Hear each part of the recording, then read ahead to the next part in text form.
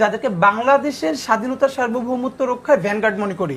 একটা হলো ছাত্রদল আর একটা ছাত্র শিবির। হাসিনাকে হাসিনা বলতে শিখিয়েছে বাংলাদেশ জাতীয়তাবাদী ভাই, এটা আপনি আপনার মতো করে বলেন। ওসমান হাদি, আপনি তো শুনলেন, আমরা দেখছি যে গণঅভ্যুত্থানে যে যার ভূমিকা ছিল এবং যাদেরকে যা প্রাপ্য সেটা দেয়া হচ্ছে না বলে এক ধরনের ক্ষোভ খেদ, এটাও যেমন দেখছি, আবার একরকম ক্রেডিট নিয়ে রাজনীতি সেটাও দেখছি। সাম্প্রতিক সময় আপনি দেখবেন সাদেক কায়েমকে কেন্দ্র করে একটা আলোচনা হয়েছে, নাহিদ একটি পোস্ট দিয়েছে, নাহিদ ইসলামের এই পোস্টের পর আবার জামাত দেখলাম কটাক্ষ করে নাহিদ ইসলামকে নিয়ে কথা বলছে।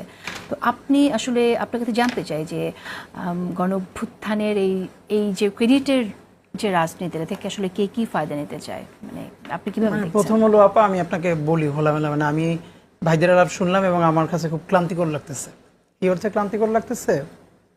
ধরেন এই আন্দোলনে সাদিক কায়েমের কন্ট্রিবিউশন কি, নাহিদ ইসলাম কি এক দফা ঘোষণা করলো কি করলো না, 9 দফা থেকে এক দফা কিভাবে আসলো, অনেক লম্বা গল্প। আগামী 20-30-40 বছর ধরে মানুষ লিখতে থাকবে, একাডেমিয়ায় চর্চা হবে। এখন আমি আপনার এখানে ওঠার আগে লিফটে এক মুরব্বীর সাথে দেখা হলো, উনি দৌড়ে এসে বললেন যে ভাই, আপনাদের যে আলাপ টালাপ দেখি টিভিতে, এত কিছু তো আমরা বুঝিও না, কিন্তু যেটা বুঝতে চাই এর মানে হলো ন্যূনতম একটা ভালো বাংলাদেশ, যেটা আমরা সহজে বলি একটা মানবিক মর্যাদা সম্পন্ন ইনসাফ ভিত্তিক একটা কল্যাণ রাষ্ট্র, একটা ভালো বাংলাদেশ।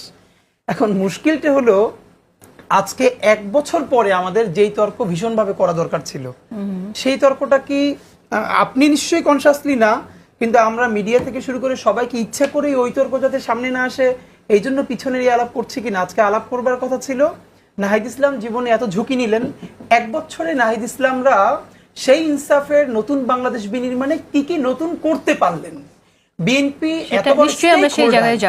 এত বড় বিএনপি স্টেক হোল্ডার, সে এখন বারবার বলবার চেষ্টা করছে সে এটা করেছে সেটা করেছে, ভেরি ওয়েল, কিন্তু বিএনপি গত 1 বছরে কি দেখাতে পেরেছে মানুষকে, কোন হোপ যে আমি ক্ষমতায় গেলে কি দেখাতে পারবো? জামাত ইসলাম নতুন কি আনতে পারলো? মানে আমাদের তো বরং 1 বছরে এই রাজনৈতিক প্রতিযোগিতাটা তুমুল হওয়া দরকার ছিল। এখন আজকে আমরা বলছি যে, তবে আমি একটু ফাঁকে বলতে চাই আবিদ ভাইয়ের সাথে যে নাহিদ ইসলাম ঘোষণা করে নাই। এখন দেখেন এখানে 2টা ব্যাপার খুব কথা। একটা, অনেকে বলতে চায়, বিশেষ করে আমাদের ছাত্র দলের ভাইয়েরা, আমি আপনাকে খুব খোলামেলা বলি, বাংলাদেশে আমি শত সমালোচনা সত্ত্বেও 2টো ছাত্র সংগঠনকে সবসময় এক্সট্রা একটা অ্যাডভান্টেজ শ্রদ্ধার সাথে দেই, যাদেরকে বাংলাদেশের স্বাধীনতা সার্বভৌমত্ব রক্ষায় ভ্যানগার্ড মনে করি। একটা হলো ছাত্রদল আর একটা ছাত্র শিবির। এদের অনেক সমালোচনা আছে, নিজেদের মধ্যেও প্রচন্ড ঝগড়াঝাটি আছে, কিন্তু দেখবেন বাংলাদেশ বিপদে পড়লে আপনি এদেরকেই ভ্যানগার্ড হিসেবে সবার আগে পাবেন। সুতরাং আমাদের জায়গা